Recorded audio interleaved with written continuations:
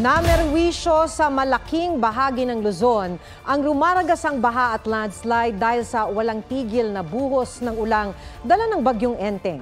Sa Antipolo City, 7 ang napaulat na nasawi, kabilang ang isang buntis. May report si Emil Sumangi. Wala ng buhay ng mahukay ang ginang na ito matapos matabunan ng gumuhong lupa sa barangay San Jose sa Antipolo City. Siyam na buwang buntis ang babae, kasama niyang nahukay ang 2 magkapatid na lalaki. Nagulat na lang po ako, yung pamangkin ko doon din natulog sa bahay na yon. Tumatakbo siya, sabi niya, tita, sabi niya, tulong, bakit? Sabi niya, nawawala na daw yung ate Ella niya. Bakit nga anong nangyari? Sabi niya, wala na, nag-landslide nga daw po. Tila nauka ang bundok kung saan galing ang lupang tumabon sa kanilang bahay.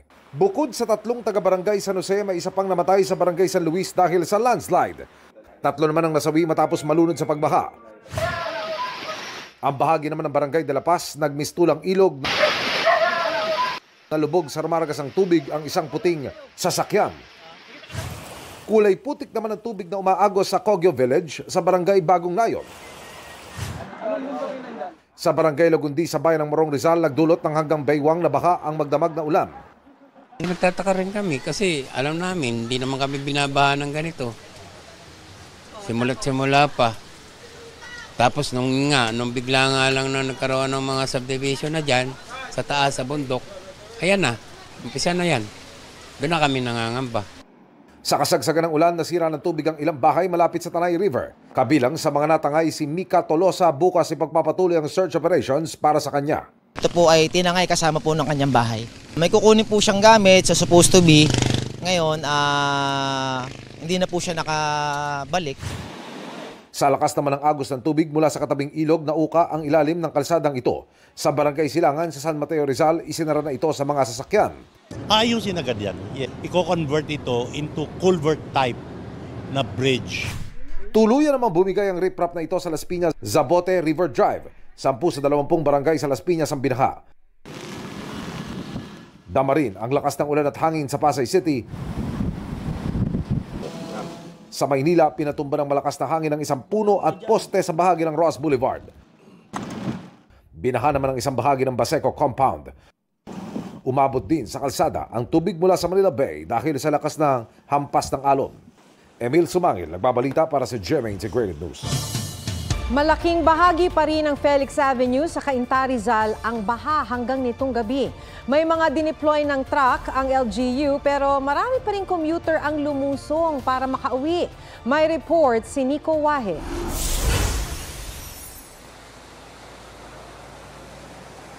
Maki 70% ng Barangay Santo Domingo dito sa Cainta, Rizal ang lumubog sa baha dahil sa pananalasa ng bagyong Enteng. Ayon yan mismo sa kapitan ng barangay na si Kapitan Janice Taksagon.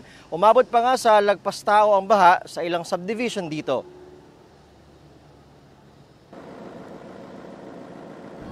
Alas 5 ng hapon kanina pero ganito pa rin ang sitwasyon sa Barangay Santo Domingo, Cainta, Rizal.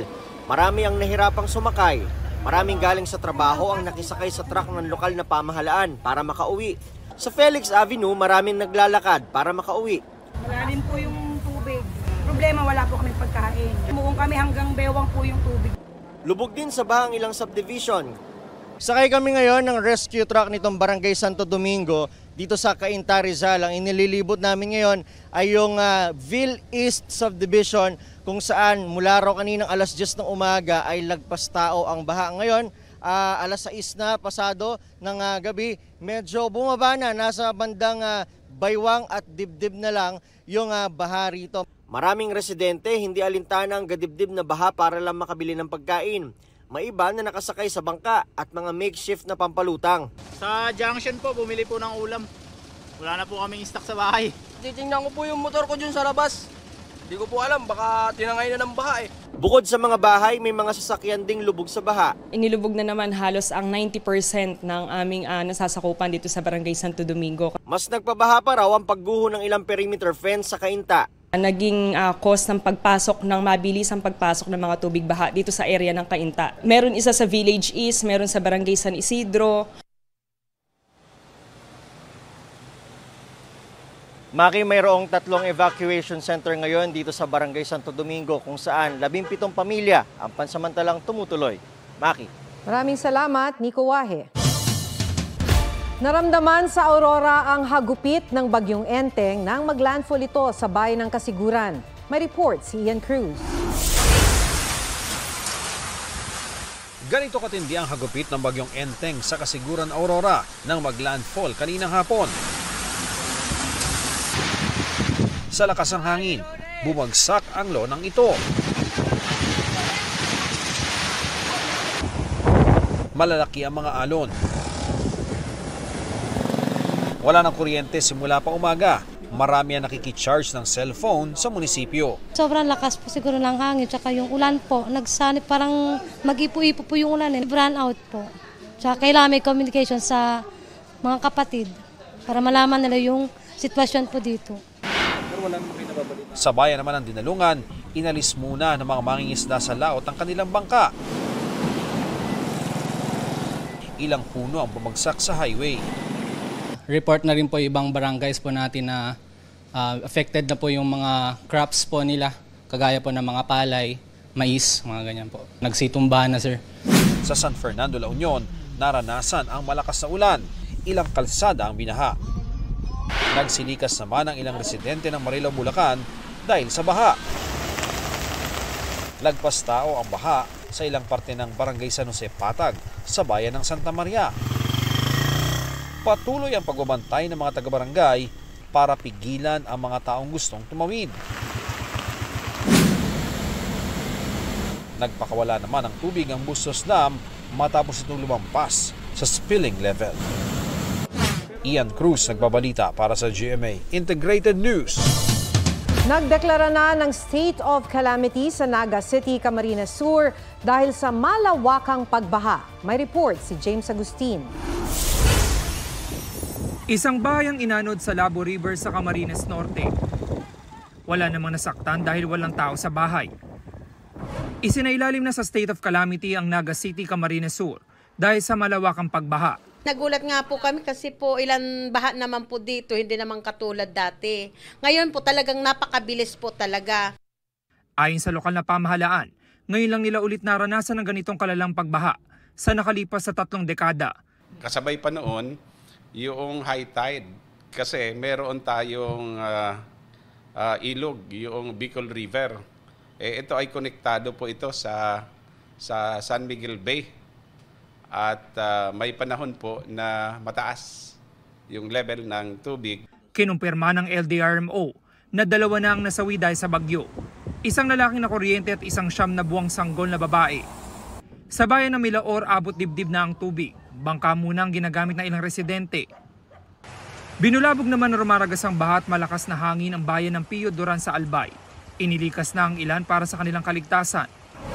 Wala nang ulan pero hanggang bewang pa rin ng tubig sa Lopez, Quezon. Hindi na kayo magpapa-rescue talaga? Talagang ano na? Oo, paano? Sige. Pag ano na, saka malaki na yung saka sila nagpapa-rescue. Saka malalim na doon naman po kami nahihirapan na. At gawa ng rescue na. Maraming bangka naman ang nawasak sa bayan ng Alabas.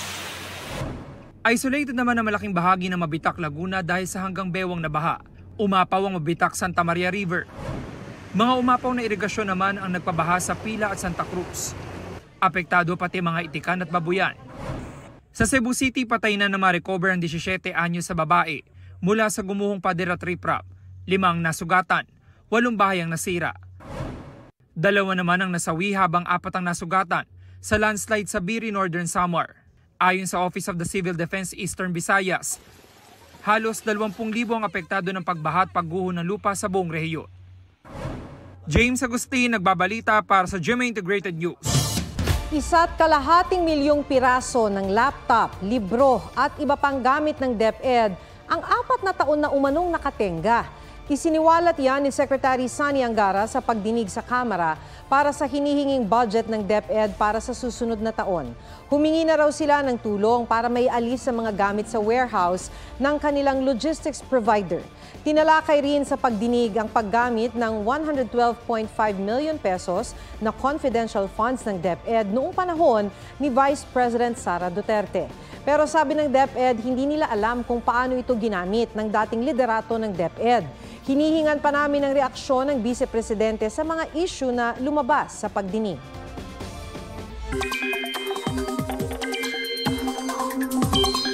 Nadagdagan pa ang mga lugar na isinailalim sa Tropical Cyclone Wind Signals. Nakataas ang Signal number 2 sa Ilocos Norte, northern portion ng Ilocos Sur, Apayao, Abra, Kalinga, Mountain Province, Ifugao, Cagayan, kabilang ang Babuyan Islands, Isabela, northern portions of Quirino, Nueva Vizcaya at Aurora. Signal number 1 naman sa Batanes, nalalabing bahagi ng Ilocos Sur, La Union, northeastern portion ng Pangasinan, Benguet, natitirang bahagi ng Nueva Vizcaya, Quirino, central portion of Aurora at northeastern portion of Nueva Ecija. Sa datos ng Pag-asa, huling namataan ang sentro ng bagyo sa Rizal, Kalinga. Kumikilos yan pa north-northwestward sa bilis na 15 kilometers per hour, may lakas ng hangin na 85 kilometers per hour at bugsong aabot sa 105 kilometers per hour. Batay sa forecast track, posibleng lumabas ng Philippine Area of Responsibility Miyerkules ng umaga.